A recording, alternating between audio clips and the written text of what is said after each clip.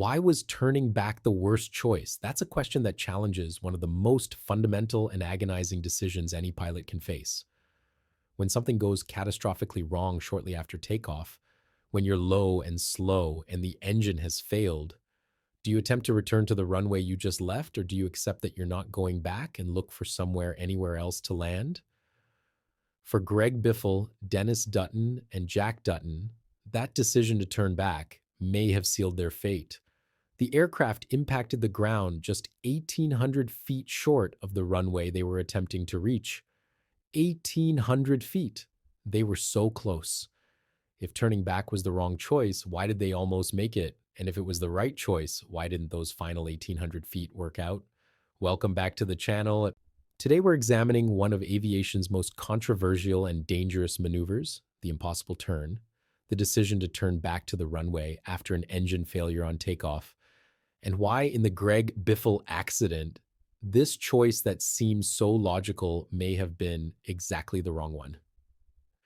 Let's start with the fundamental scenario because understanding the physics and the psychology of this situation is critical to understanding why this decision is so dangerous. You're a pilot, you've just taken off, you're a few hundred or maybe a couple thousand feet above the ground, you're climbing away from the airport, both engines are running smoothly, everything is routine. Then suddenly, without warning, you hear a loud bang. The aircraft yaws violently to one side. Warning lights illuminate across the panel. Engine instruments show a failure. In the case of the Biffle flight, it appears the right engine ingested foreign objects from an open baggage door and destroyed itself in seconds. One moment, two good engines. The next moment, one engine producing thrust and one engine producing nothing but drag and warnings. Your immediate instinct, your gut reaction is to turn around. The airport is right there behind you. You just left from there. You know there's a runway, you know it's long enough, you know the approaches, you know the layout. It's familiar, it's safe, it's where you want to be. Turning around seems logical, obvious even. You're only a mile or two away. You still have one good engine producing thrust. The aircraft is capable of flying on one engine. Why wouldn't you turn around and go back? This instinct is so strong, so compelling, that pilots have been attempting this maneuver since the earliest days of aviation. And pilots have been dying while attempting this maneuver since the earliest days of aviation.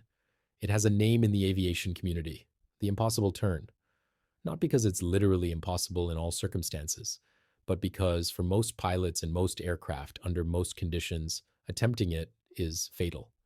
The statistics are brutal and unambiguous. The majority of pilots who attempt to return to the runway after an engine failure shortly after takeoff do not survive. So why is this maneuver so dangerous? Why does something that seems so logical, so straightforward, kill so many pilots?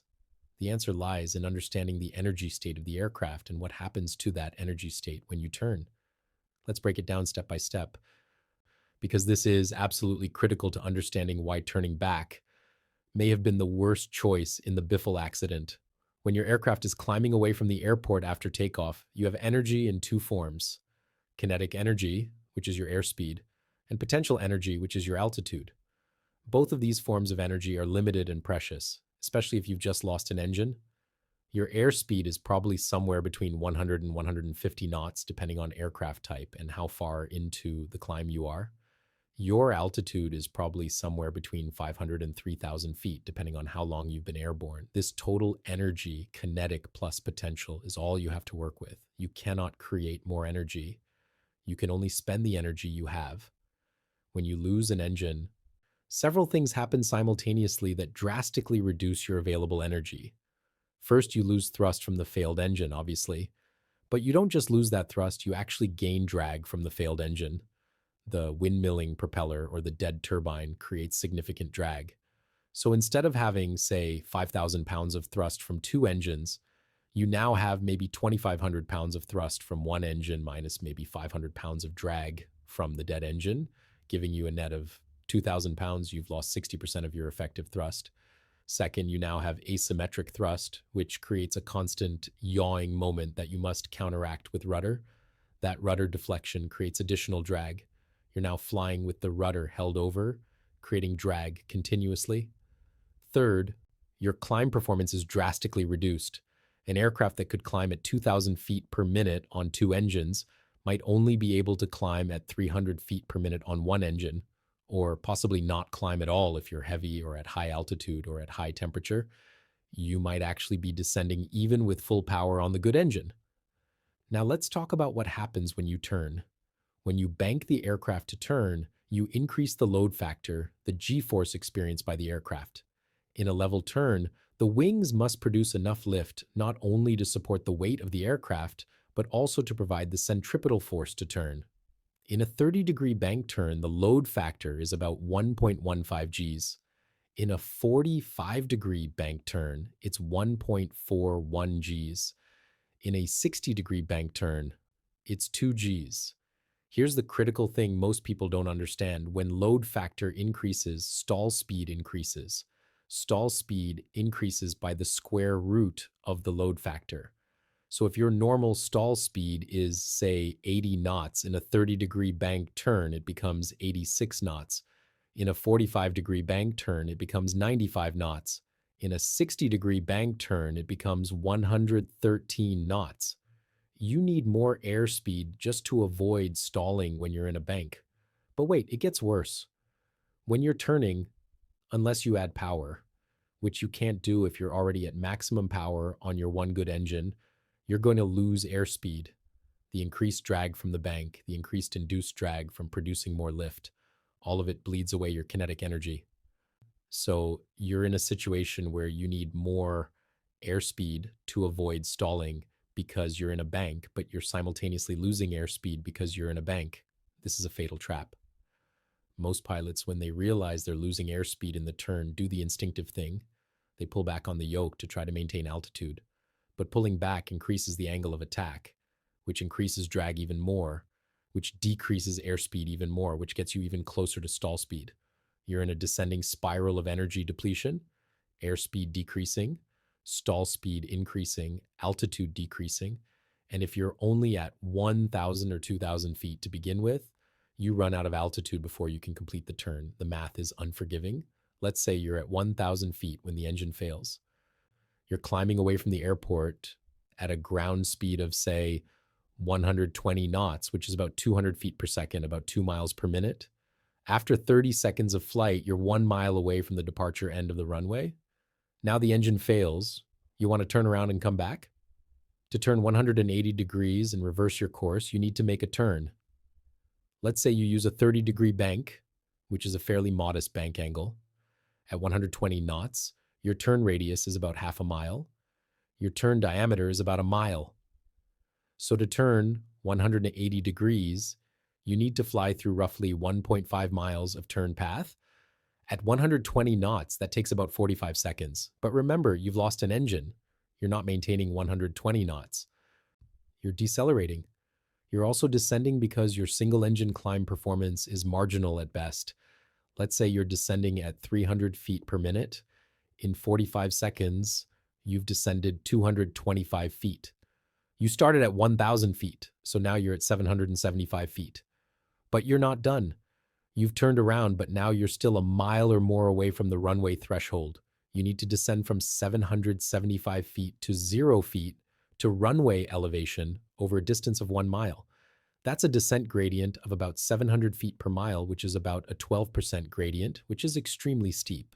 Normal approach gradients are 3 degrees, about 300 feet per mile, which is you're trying to descend at 4 times the normal gradient while flying on one engine with reduced power and reduced speed. Can you make it? Maybe if everything is perfect, if you maintain exactly the right airspeed, not too fast and not too slow, if you judge the turn perfectly, not too wide and not too tight, if you judge the descent perfectly, not too shallow and not too steep, if you don't stall in the turn, if you don't become disoriented, if the weather is good and you have clear visual reference, if terrain and obstacles aren't a factor, if you execute everything flawlessly under extreme stress with no margin for any error, maybe you make it. But the statistics say most pilots don't.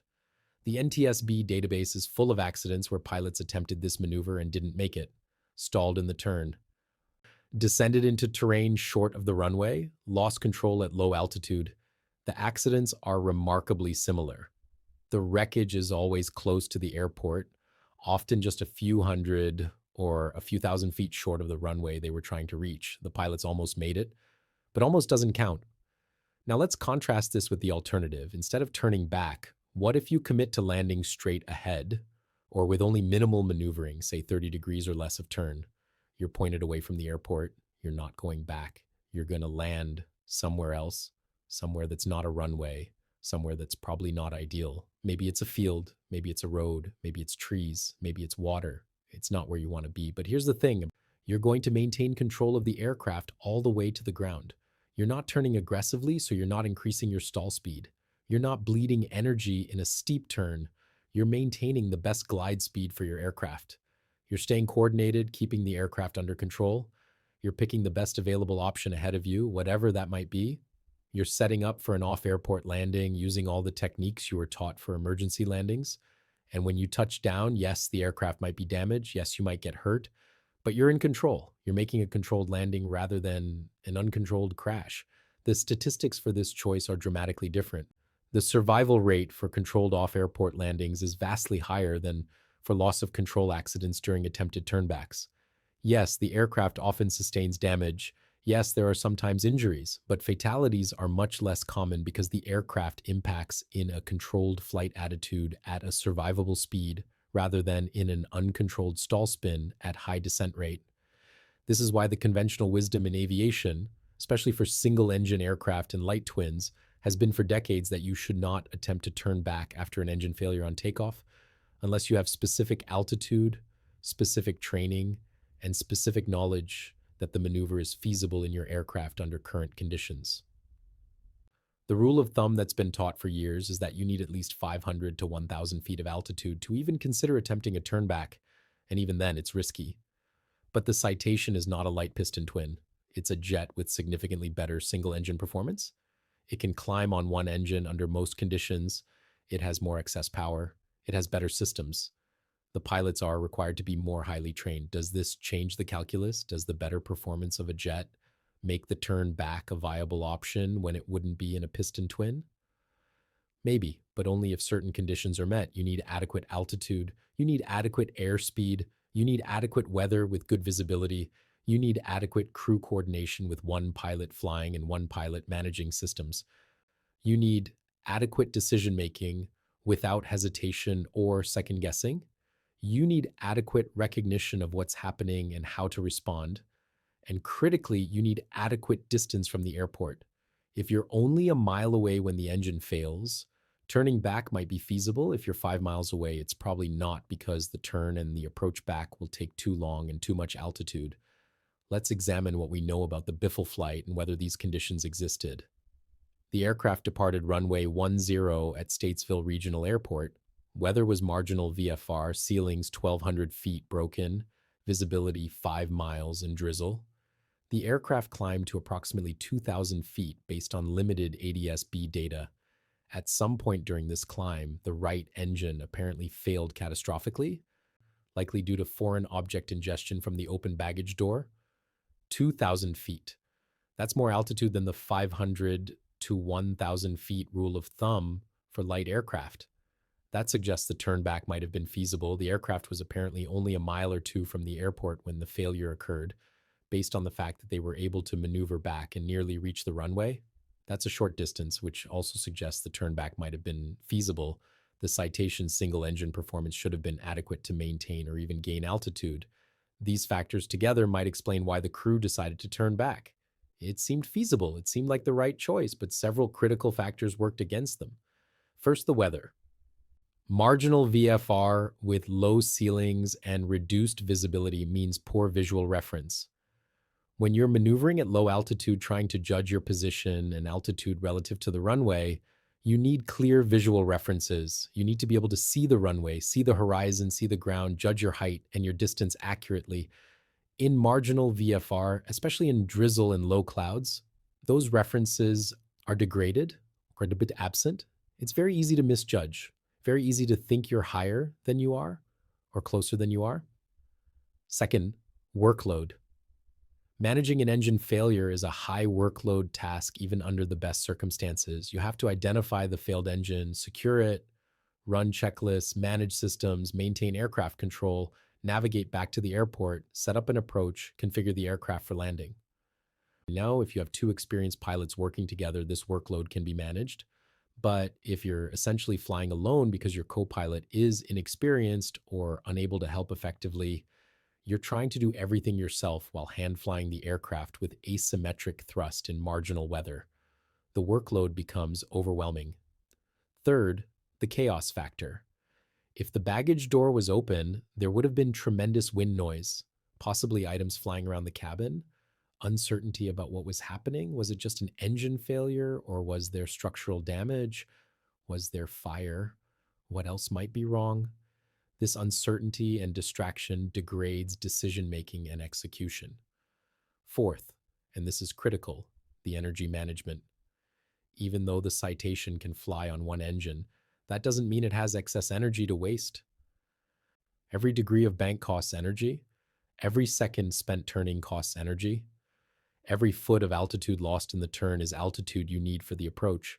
If you misjudge any of these factors, if you turn too wide or too tight, if you lose more altitude than expected, if you slow down too much or speed up too much, you can quickly find yourself in an unrecoverable situation. The evidence suggests this is what happened. The aircraft turned back.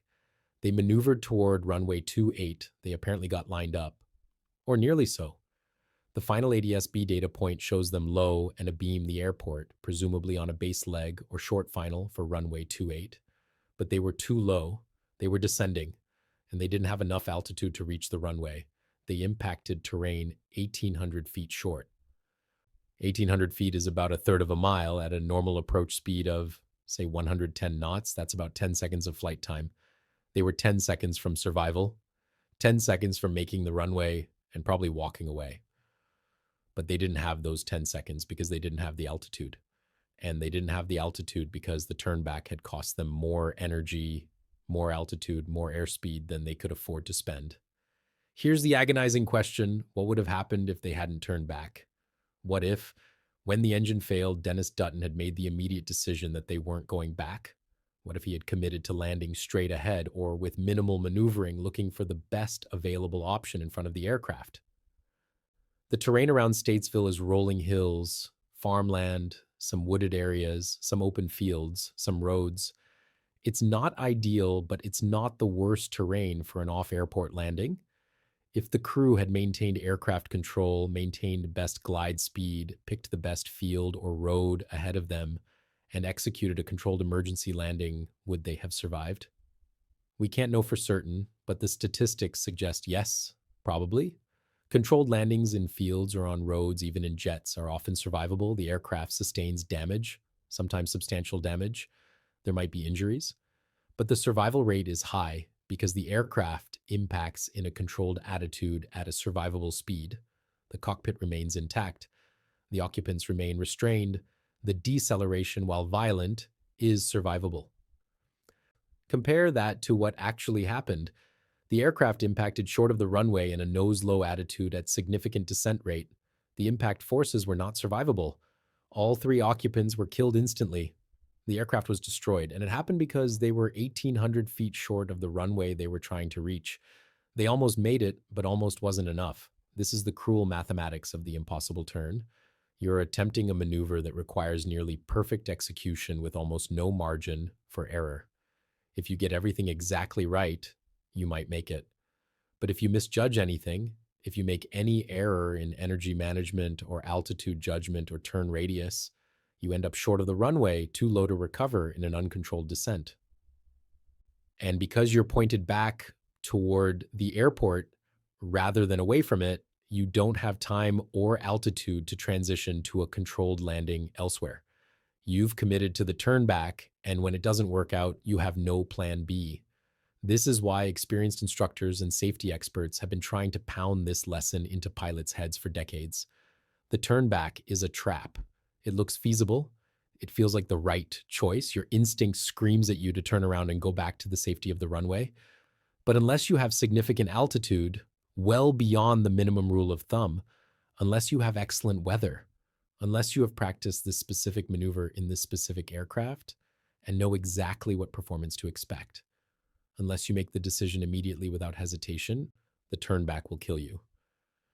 The safer choice, the choice that gives you the best probability of survival, is almost always to land straight ahead, except that you're not going back.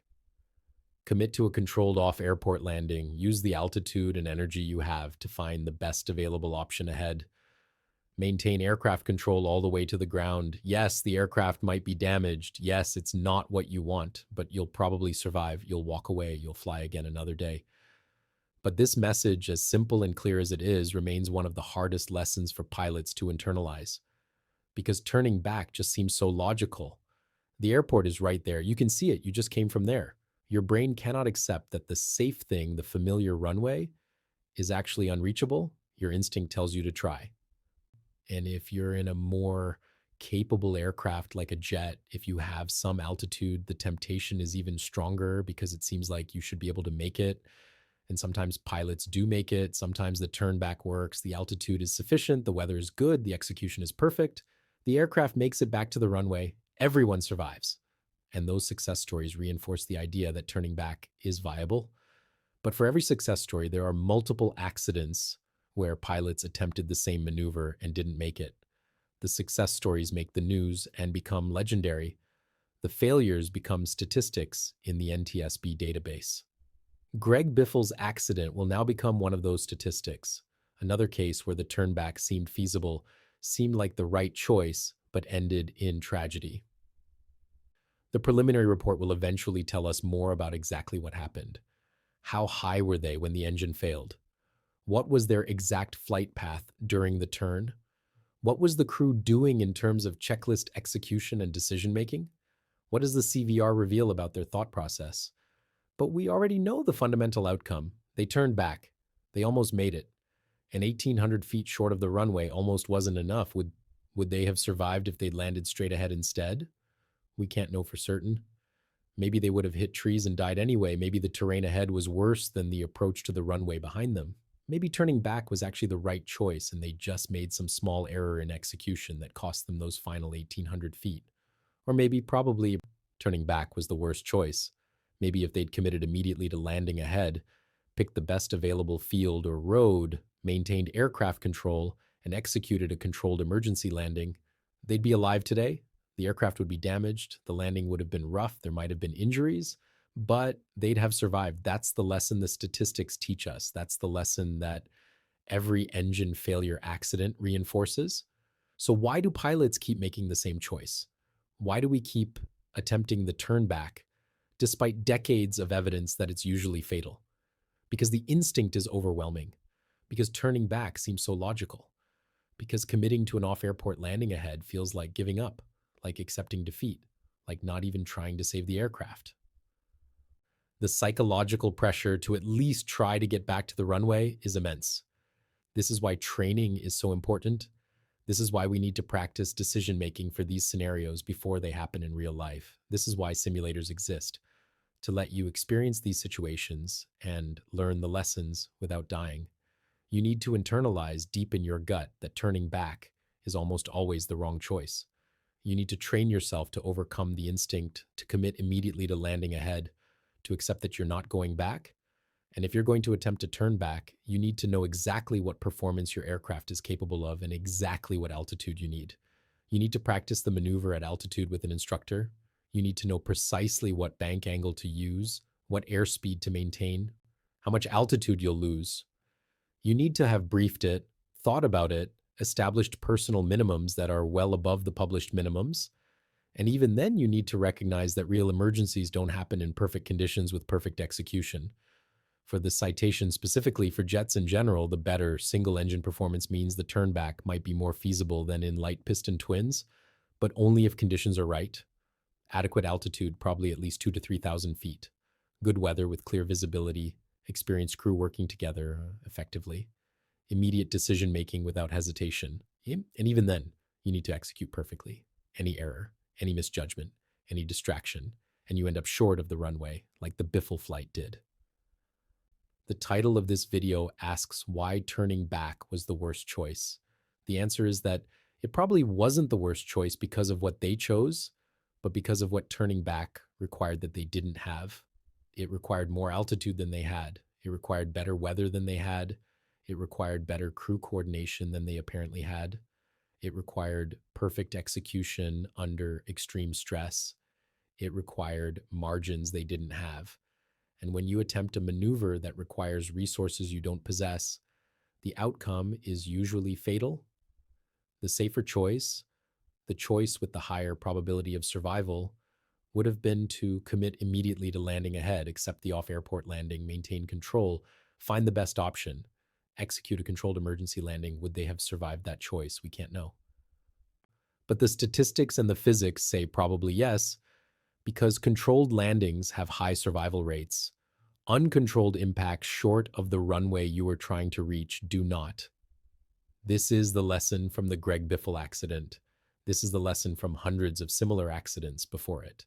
The turnback is a trap. It looks feasible when it isn't.